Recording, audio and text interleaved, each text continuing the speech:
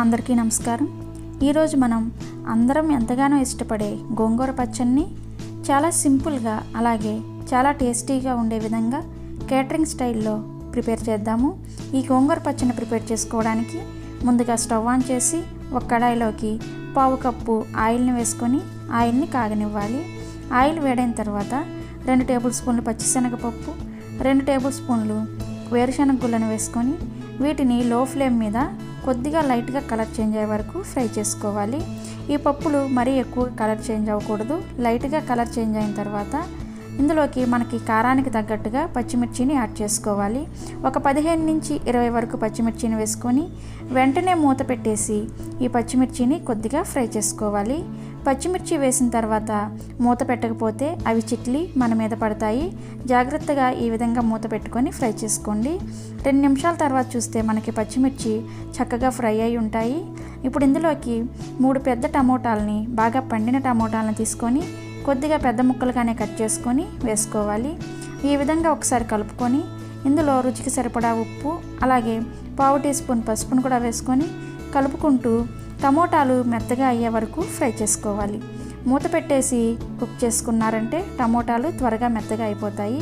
ఒక 5 నిమిషాల తర్వాత మూత తీసి చూస్తే మనకి టమోటా అనేది కొద్దిగా మెత్తగా అయి ఉంటుంది। గరిటతో ఈ విధంగా మ్యాష్ చేస్తున్నట్లుగా కలుపుకోండి।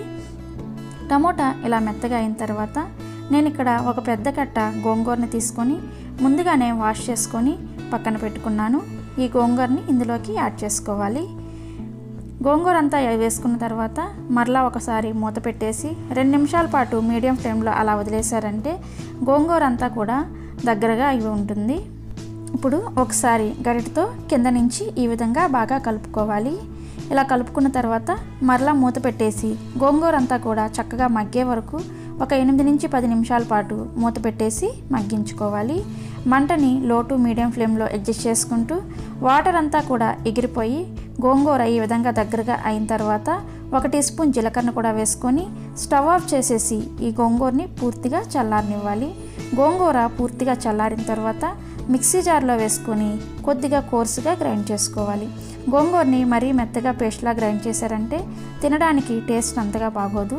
కొద్దిగా కోర్సుగా గ్రైండ్ చేసుకున్న తర్వాత తాలింపు కోసం మరలా స్టవ్ ఆన్ చేసి అదే కడాయిలో మరొక పావు కప్పు ఆయిల్ని వేసుకొని వేడి చేసుకున్న తర్వాత 1/2 టీ స్పూన్ ఆవాలు, 1/2 టీ స్పూన్ జీలకర్ర, 1 టీ స్పూన్ పచ్చిశనగపప్పు, 1 టీ స్పూన్ మినప్పప్పు ఇవన్నీ వేసుకొని ఈ పప్పులన్నింటినీ కూడా మీడియం ఫ్లేమ్లో చక్కగా కలర్ వచ్చే వరకు ఫ్రై చేసుకున్న తర్వాత ఒక 10 నుంచి 15 వెల్లుల్లి రెబ్బల్ని దంచుకొని ఇందులో వేసుకొని ఈ వెల్లుల్లి బాగా ఎర్రగా ఫ్రై అయ్యే వరకు ఫ్రై చేసుకున్న తర్వాత ఒక 5 నుంచి 6 ఎండుమిర్చిని తీసుకొని సగానికి కట్ చేసుకొని ఇందులోకి యాడ్ చేసుకొని అలాగే 2 రెమ్మల కరివేపాకును కూడా వేసుకొని చక్కగా ఫ్రై చేసుకోవాలి।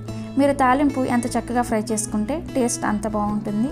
ఇందులోనే ఒక పావు టీ స్పూన్ ఇంగువాని కూడా వేసుకొని చక్కగా కలిపేసుకున్న తర్వాత స్టవ్ ఆఫ్ చేసేసి స్టవ్ ఆఫ్ చేసిన తర్వాత ఒక 1/2 టీ స్పూన్ కారాన్ని కూడా వేసుకొని బాగా కలుపుకోవాలి। కలుపుకున్న తర్వాత మనం ముందుగా గ్రైండ్ చేసుకున్న గోంగూర పేస్ట్ని ఇందులోకి యాడ్ చేసేసుకోవాలి। ఈ విధంగా చివరగా కొద్దిగా కారాన్ని యాడ్ చేయడం వలన గోంగూర పచ్చడి అనేది టేస్ట్ చాలా బాగుంటుంది। ఒకసారి మీరు కూడా ఈ విధంగా ట్రై చేసి చూడండి। ఇలా బాగా కలుపుకున్న తర్వాత ఒకసారి రుచిని చూసుకొని సాల్ట్ సరిపోకపోతే యాడ్ చేసుకోవాలి। సాల్ట్ కూడా వేసుకున్న తర్వాత చక్కగా కలిపేసుకొని చివరగా సన్నగా తరిగిన కొత్తిమీర కూడా కొద్దిగా వేసుకొని బాగా మిక్స్ చేసుకున్న తర్వాత ఒక చిన్న ఉల్లిపాయని చిన్న ముక్కలుగా కట్ చేసుకొని వేసుకొని బాగా కలుపుకొని సర్వింగ్ బౌల్లోకి తీసుకొని సర్వ్ చేసుకోవడము। ఈ విధంగా చివరగా ఉల్లిపాయని వేసుకోవడం వలన తినేటప్పుడు చాలా టేస్టీగా ఉంటుంది। మీకు ఇష్టం లేకపోతే స్కిప్ చేయొచ్చు। అంతే, ఎంతో టేస్టీగా ఉండే మన గోంగూర పచ్చడి కేటరింగ్ స్టైల్లో రెడీ అయిపోయింది। మీరు కూడా ఒకసారి ఈ విధంగా ట్రై చేసి మీ ఫీడ్బ్యాక్ని నాకు కామెంట్ చేయండి। అలాగే మన ఛానల్ని మొదటగా చూస్తున్నవారైతే సబ్స్క్రైబ్ చేసుకొని పక్కనే వచ్చిన గంట సింబల్ని కూడా ప్రెస్ చేయండి। Thanks for watching. Bye bye.